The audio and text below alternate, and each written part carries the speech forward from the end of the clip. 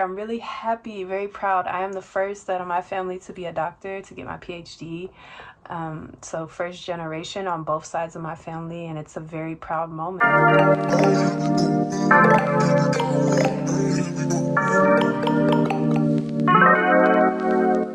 What's up, y'all? It's Jess. Well, officially Dr. Jess now, because I had successfully defended my dissertation on February 17th, 2023.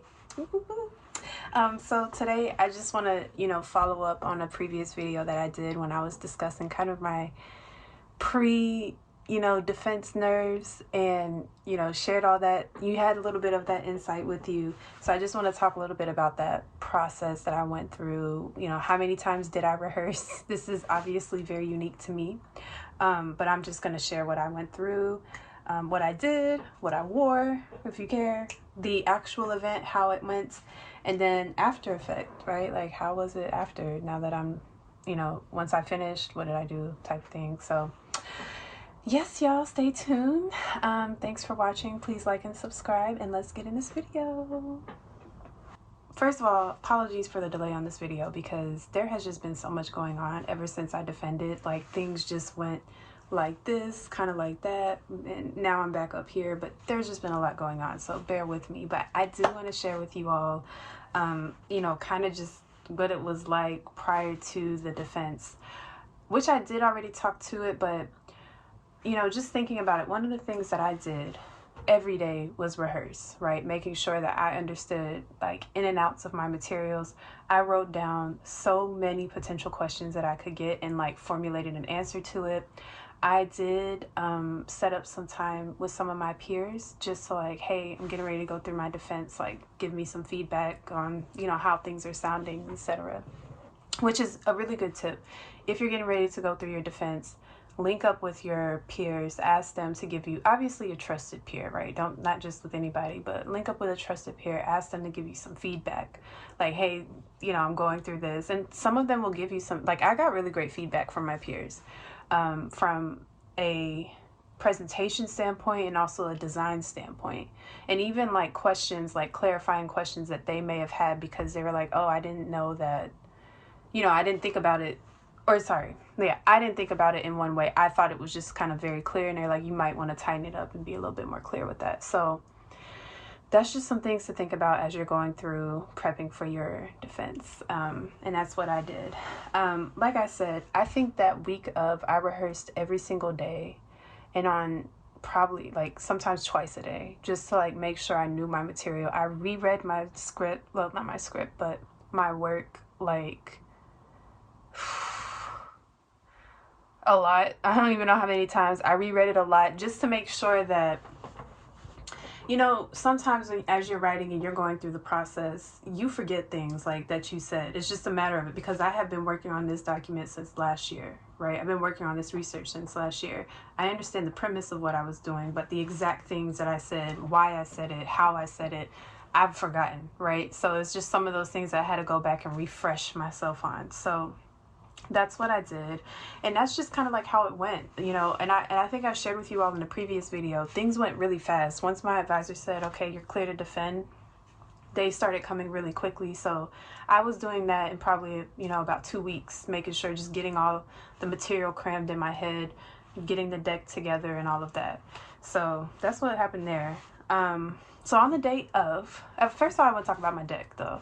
Just a little tip, if you all can do it, I don't know, but what I ended up doing is I went on our school website and I downloaded like the official PowerPoints that are used for St. Louis University, and I used that in my presentation. So if you have a lot of school pride, because even on the day of, I wore St. Louis University is blue and white, those are the colors. I wore a blue and white dress. So I don't know where this pride came from. I had the St. Louis pride, but I really dived into that. So if you're one of those people, like, this is your last presentation for this university, you just want to do it up, that's one way you can do it. And that's how I did it. But yes, so the actual defense took place, I believe, on a Friday. It took place on a Friday. And it was 6 p.m. my time, because I'm in Britain. So I did this virtually, and I had to set it up on a time that worked for the people on my committee, but also worked for me. And I was like, okay, this can go well. So I held it on Zoom. I invited all my friends and family, anybody that, any of them. Like, I just invited them. And my advisor made the comment. He was like, I think this is some of the most people I've ever had at a defense show up. So it was, my people showed up for me, so it was really nice. But yes, so yeah, it actually went really smooth, to be honest with you. I was not expecting it to go as smoothly as it did. All it really incorporated was me going through my work, right? So I went through my work. That took about 30 minutes. And then afterwards, people, opened the door for people to ask me questions. So my advisor or my committee members didn't ask me questions at the time. They were just people in the audience. And I got some pretty good questions, right? A lot of good questions that, luckily, majority of them I was prepared for, but some of them I wasn't. And it wasn't, the questions usually that I wasn't prepared for, they're very, very simple questions, like, oh, why did you use this population of interest versus the other? Very simple questions. Some of the more advanced questions was, how do you think things would have went if you would have used maybe a different target or something like that, maybe a female target versus a male target, because my work focused in on, colorism amongst men. I'd already used females in my master's, so I was like, I'm going to look at it from a male perspective. And it was colorism from a job selection standpoint. I might do a separate video where I talk about that more in depth, my findings. But basically, what I found in mine was that there may or may not be a shift in perceptions of applicants based on their skin tone. So before, like, a lot of the other research has shown that lighter skinned individuals more likely to be selected. What my research showed, and more so along competency ratings, this piece of research and another piece of research that I did was that the darker individual was rated higher on competency versus the lighter skinned individuals. And this is the second time that's happened in my work. And so I was like, that's really interesting. I think it's alluding to a shift because the previous research has kind of said the opposite, right? Or theoretically, non-empirical work has kind of assumed that lighter skinned individuals will be rated as more, higher competency, X, Y, and Z. But my work isn't showing that.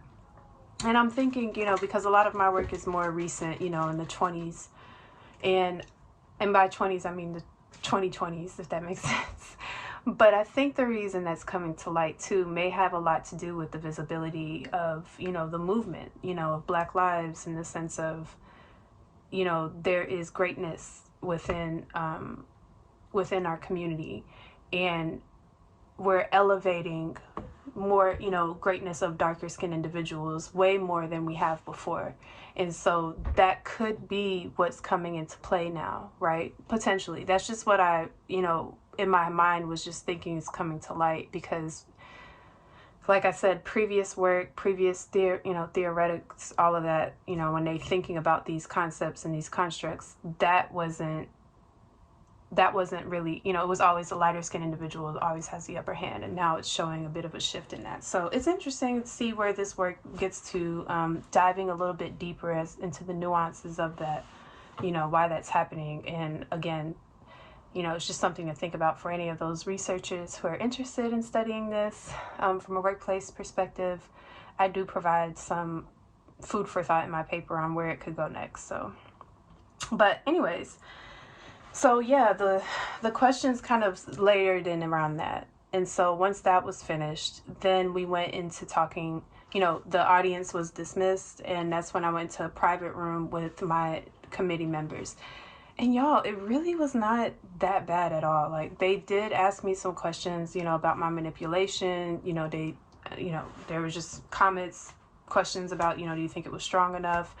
There was a bit of comments about,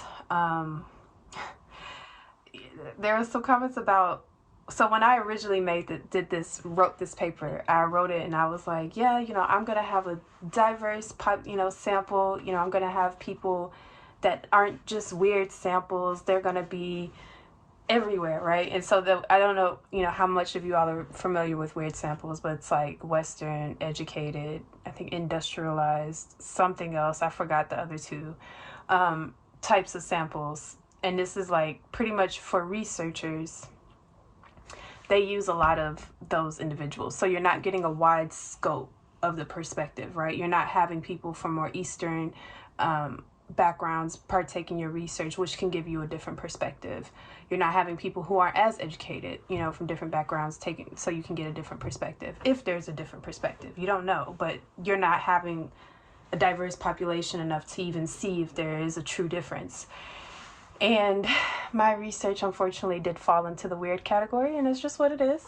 And it was just a call out, it is hard. It is kind of hard to get, diverse representation from individuals who are partaking in your research without spending a whole lot of money, which I just didn't have. So, yeah, that's how that went. But it was not, y'all, not in the slightest what I thought it was going to be. I mean, I think I over-prepared, which is always great to over-prepare, but it's not as intense, right, as you think as I thought it would be. And my advisor told me that all along, is like, it's not going to be like, probably with whatever you have formulating in your head, it's not going to be that way.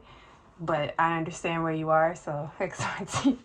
But yeah, it was really good. And then afterwards, I told everybody to come back in, and my advisor introduced me as a doctor, and yeah, it went good. I was just chatting with everyone, saying thank you. At this time, it was almost 9 p.m. Luckily, ironically, my father and my stepmom were in town, so we went out and celebrated. We went to the Shard in London. I don't know if any of you all have been, but if you're ever in London, check out the Shard. It's beautiful. You get to see like a full 360 view of London. It's a very nice place to just come, like very touristy, very nice place to go to. But we did it, y'all, and it's really, really nice, because it's funny. I started this channel when I started my PhD program, and now I'm here sharing with you all. I did it, and you all have heard about my trials and tribulations in getting into a program. And, honestly, y'all, I didn't know I was going to finish. I'm not going to lie. Like I knew, I kind of just took it a day at a time, to be honest, because I was thinking like, am I ever going to do a dissertation? I don't know. I'll be honest with you. When I was thinking about comprehensive exams and all of the criteria that had to be met for that, I was like, I don't know if this is going to happen. But, just going on the journey, trying not to think too much ahead, like, graduating and all that, but just like being a part of the journey and going forward, it helps, right? It just helps. That way you're not always thinking about the outcome. You're just thinking about just going through the process and taking it a day at a time. So it helped me. I would advise, for those of you who are, currently in a PhD program, day at a time, try not to think about what you may or may not be missing out on because you're in a program. Because things, things kind of picked up for me so far. And so it's life, things happen, touch wood, but I'm very happy in the place I am right now. And I'm really happy to be here. I'm really happy, very proud. I am the first out of my family to be a doctor, to get my PhD. So first generation on both sides of my family, and it's a very proud moment. I think, I've made my family proud. I've made my parents proud. I've made my ancestors proud. I mean, it's just something to, a really great moment for our family tree as well. So yeah, it was that is it. Coming up next, what am I thinking about next? Y'all, I'm always thinking about the next thing. I am doing a bit of writing. I have some thoughts on a lot of things that are going on right now. So I'm putting pen to paper there. And yeah, just continuing on with my job that I'm in here in London, that I very much enjoy, continuing to see how that evolves. It's interesting, how things go, but you shall see. But Anyways, guys, thank you so much for tuning in. I hope this is helpful for those of you who are getting ready to go on your defense journey. It's going to be fine. You'll get through it. It's not going to be as intense or as, what's the word I'm looking for? I guess I can just find intense right now. It's not going to be as intense as you think it is. It's not going to be as in your face or like critical X, Y, and Z. It's not going to be like that. It'll likely be very smooth and just like clarification questions that may come across. But that's about it. You know, maybe in questions of why did you do this instead of that. That's about it. You got this. We got this. Thanks for watching. And yeah, see y'all on the next one. Bye.